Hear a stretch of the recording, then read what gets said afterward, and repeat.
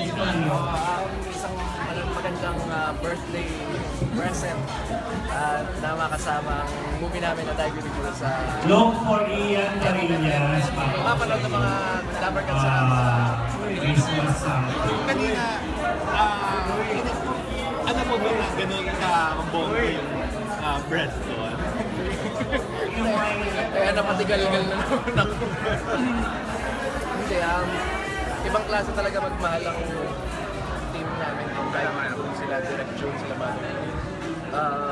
They go the extra mile, the extra effort just to, show how they love us.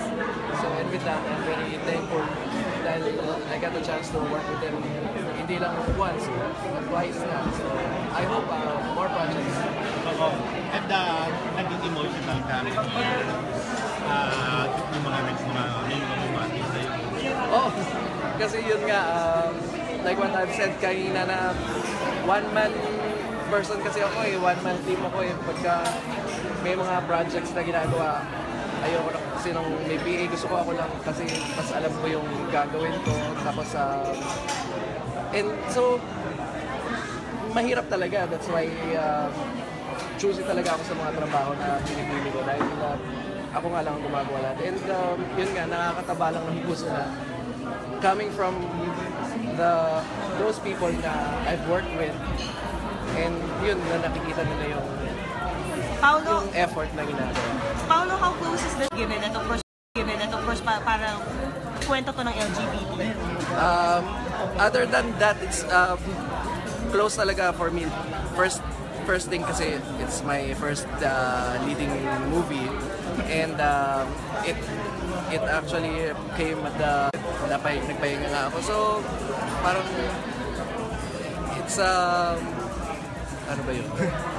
Parang it's another opportunity na nabukas and yun, especially working with these guys na yung hindi mo mararamdaman na it's trabaho talaga and yung feeling ko hindi lang ako artista dito it's a parang collaboration with everyone else. May follow-up na ba na project? Yes, parang meron na. Hindi ko parang may mga naiisip kami nila June, nila Direct June, and kami nila Mother, and my manager as well. But for now, ano pa lang siya, mga plano-plano pa lang, nothing ano pa lang. About what naman? Marami. Nakaka-pressure ba? Kasi everybody saying that Dive with Equal will really be on top sa box office ng MMFF. Gaya ng sanabi din ni Direct June, we're not after the awards naman talaga. Or, I mean, kung manalo, kung maging top crosser, that's the icing on the cake. It's more of mas mapanood nila. Kung mas maraming makakapanood, mas masaya, di ba? Mas ma-appreciate, mas maraming makapag-appreciate. But kung magiging top crosser, thank you guys. Nung gusto mo, mag-best actor o top crosser? Pwede both. Pero nabanggit na rin lang kanina yung tungkol natin sa sabi mo pagbakasyon, yung na napakalaking blessing kasi sa panood ng American Project. Ano natutunan mo for 6 months na hindi ka wala ka sa Bulaga? Anong mga na-realize na issue? May mga nabago ba sa'yo? Self-realization na you really have to kailangan hindi mo take for granted ang work mo na even though na ang tagal-tagal mo nang nagtatrabaho. I mean, you have to love your work. Kahit anong mangyayari, basta kailangan mahal mo yung trabaho mo. Kahit pagod ka, lahat tayo napapagod. Basta ang importante, you should know your priorities. Kumbaga, ganun. And yun nga, kaya naman ang sinabi ko, I've been with Itbulaga for 16 years and it has been my priority ever since. So, ayun. I-clear lang din natin, hindi ka ba naging problema sa Itbulaga? Or magkaroon ng issue, nagkaroon ng issue. After mo nawala ka, nag-retire ng issue, nagkaroon ng attitude problem, during sa teleserye, wala bang ganun?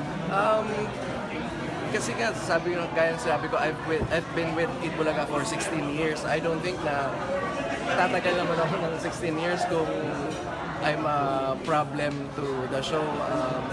Kasi ang working environment namin sa Bulaga is like we're a family eh. Diba, sabay-sabay kumakain. Usually parang we're getting paid to eat lunch and have lunch with each other and you know, parang mag-announce sa mga winners and everything makatulong, lalala. So, I don't think na 16 years ago, tagal mo 16 years. It's just that yun nga, parang family, pagka may nagawang mali, kailangan mong pagsabihan, kailangan mong matuto. Otherwise, you're not gonna grow and you're not gonna, you know, improve yourself. Parang isang issue pa, umiinom ka na ng Red Horse during the show. Huh? Red Horse. Secret. Charot. Ano endorsement? Oo, nilalagay mo No, sa dyan. Alam mo yung mga basta. No, kasi ang di ba ang show namin usually nasa barangay kami and we're one with the barangay people ng mga barangay na pinupuntahan namin. We're not the kind of host or actors na pag nandun sa isang barangay, I mean, talagang bawal magpa-picture, ganyan. Of course not. The more na kapag reach out kami to everyone, mas masaya kami ng gano'n. Masakit kasi minsan ako kurot na kakalmot ka, but that's part of it. Yung mga bouncer FX, sabi ko, oh, okay lang yan, magkakapag-shake hands lang naman eh. Ganun. So, kaya alam mo naman tayo mga Pilipino, tanghali pa lang, umiinom. So naimbita ka pa magtapos. So, hindi mo maiwasan yun eh. Oh, shot. Kasi nagkakatuwaan yung mga yung mga tao sa barangay. Diba? May birthday, ganyan. So, ano gagawin mo, di ba? Okay lang naman. And pag may nung nagpa-shoot ganyan na alam mo, may birthday, of course, I know naman that I'm a responsible person. Like what I have said, I have been with Bulaga for 16 years. I know kung hanggang saan lang. Siyempre, hindi naman ako makikipag-ginuman ng alcoholic na paggising sa umaga. Paggising sa umaga, beer agad. That's not me. Ganyan. So yun, hindi ka nagbabaho ng friends? Of course not. Sa set. Hindi totoo yun. Hindi totoo yun. Yun nga, pagka siguro nagpapasyat yung may birthday sa barangay, gano'n. Nakalagay siguro sa lalagyan ng tubig. Pero, Pakisama lang, kumbaga. of course. Tsaka kasi, Pilipino kami, alam mo yun, makapag-reach out ka sa mga... Malaking bagay sa kanila. Yung character mo dito, medyo parang close sa pagkatao mo kasi may anak. Oo, so, gaano ka na? Dugo, mag-ano ka sa putik, hindi ganun eh. Yung sa the way we delivered our lives, parang casual lang, pero mayroong something eh, ganun. Yun, kasi yung pagmamahal na kung saan, of course, she's the love of my life, di ba? Tapos, halos kaedadan pa niya si Shirley May, yung anak ko doon. And said, every scene with Shirley May, very close to my heart. And medyo nga nagkaka-blur yung parang ako ba to? Teka, parang ako na yata. Pero kamusta kayo na anak mo? Paano na, anong dating sa kanya ngayon? Takbo ng career mo, pagkakilala sa iyo, nakikita ka. Dati ko ba to? She's always very supportive naman of me, even when she was still here with me. Pinaglaruan nila yung mga makeup ko. Kasi doon yung mga pamangkin ko sa bahay. Kumbaga, yung mga makeup ko, yung mga high heels ko, they're toys to them. So, okay lang sa kanila. Pagka may program si Kira sa school, akong gigising na maaga mag-makeup sa kanya and she really enjoys it. Yun yung nakakatawa, she enjoys it eh. Tapos, yun, she's very supportive. Kanina nagpadala ng message yung mami niya ng video na, kasi birthday din niya, di ba? So may nagregalo sa akin ng makeup. Oh, makeup! Maybe daddy can teach me. So, I'm always pro ako lagi sa being I have a lesbian sister na I love very much. So growing up with her, siya talagang, alam mo yun, nag-aalaga sa amin and everything. So very close to my heart ang mga transgenders, LGBT. So walang pagbabago. Same respect, same love for them.